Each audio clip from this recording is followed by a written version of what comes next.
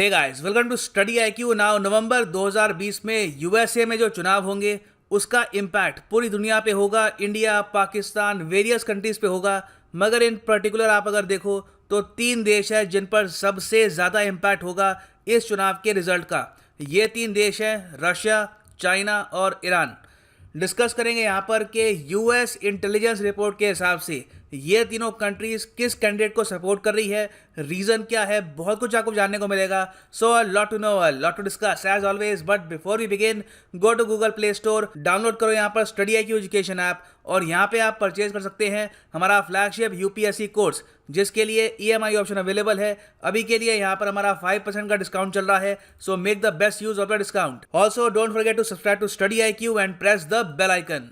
Now recently USA की जो intelligence agencies हैं इन्होंने रिपोर्ट तैयार करी है और उसमें यह बताया है कि तीन देश हमारे चुनावों में मेडलिंग करने की कोशिश करेंगे, मतलब कि इंटरफेरेंस करने की कोशिश करेंगे।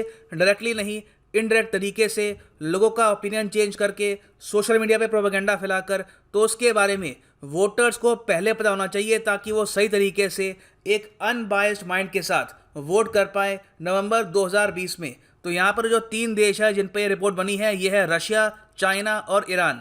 नाउ इस रिपोर्ट को यूएस पब्लिक के सामने प्रेजेंट किया था यूएसए के director of national counter intelligence and security centre ने।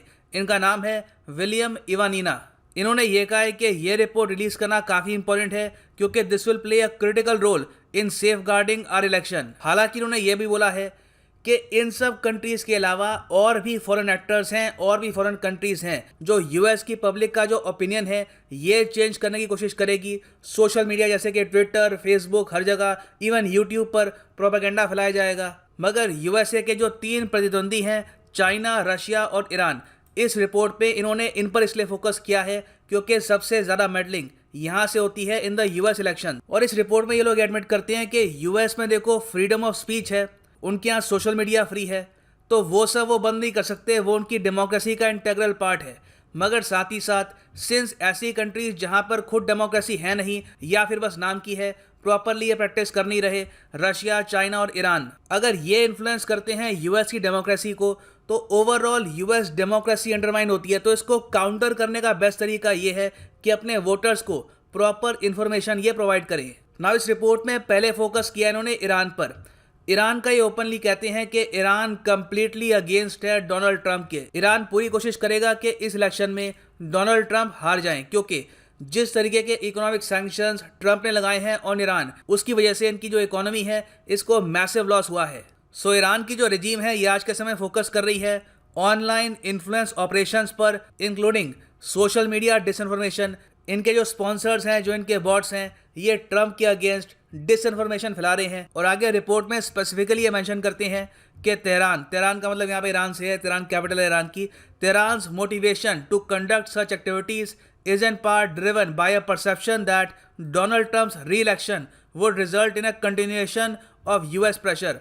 ईरान ये मान के चल रहा है कि अगर ट्रंप वापस आते हैं तो ईरान पर और ज़्यादा प्रेशर आएगा। और ईरान ये भी पॉसिबिलिटी मान के चल रहा है कि अपने री इलेक्शन के पहले साल में जब इन पर प्रेशर काफ़ी कम होगा तो हो सकता है कि यूएस ईरान के अगेंस्ट मिलिट्री एक्शन भी ले। ट्रंप ने इस सब के रिस्पॉन्स में ये कहा है कि ये पूरी कोशिश करेंगे कि ईरान के साथ फिर से न्यूक्लियर डील हो जाए विद इन 4 वीक्स अगर इनका री इलेक्शन होता है। तो डोनाल्ड ट्रंप ये यहाँ पे बता रहे हैं अपने वोटर्स को कि रिपोर्ट में जो लिखा है कि मैं मिलिट्री एक्शन लूंगा, ये बात सही नहीं है। मैं पूरी कोशिश करूंगा कि ईरान के साथ शांति से हम बात करें और एक फिर से डील हम रीच कर पाएं। सो ये तो हमने बात करी है ईरान की। ईरान के अलावा दो और देश हैं रशिया और चाइना।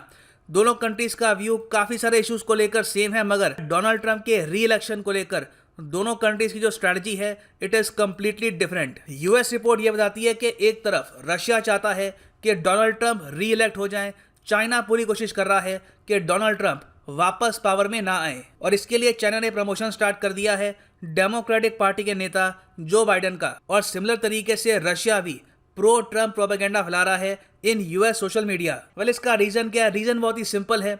डेमोक्रेट पार्टी हमेशा से काफ़ी सॉफ्ट रही है ऑन चाइना।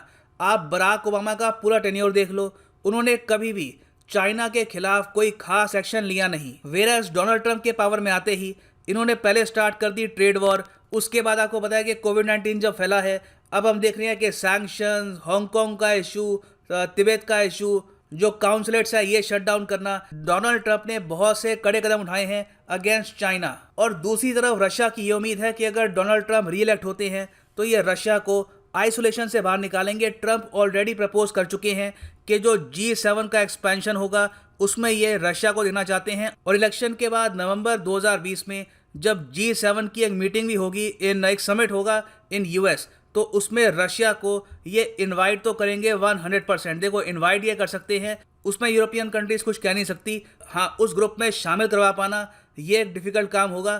तो रशिया यहाँ पे मान के चल रहा है कि डोनाल्ड ट्रंप उनकी हेल्प कर सकते हैं। वो समझते हैं लार्जर गेम कि अगर रशिया को ये आइसोलेट करेंगे तो चाइना को ही फायदा होगा, रशिया पर ज़रा डिपेंडेंट हो जाएगा ऑन चाइना। वेरएज चाइना का एक मेजर इशू है विद ट्रंप कि वो मानते हैं कि ये बहुत ही ज़्यादा अनप्रिडिक्टेबल है, कभी भी कुछ कर सकते हैं, तो Beijing will always be on their toes.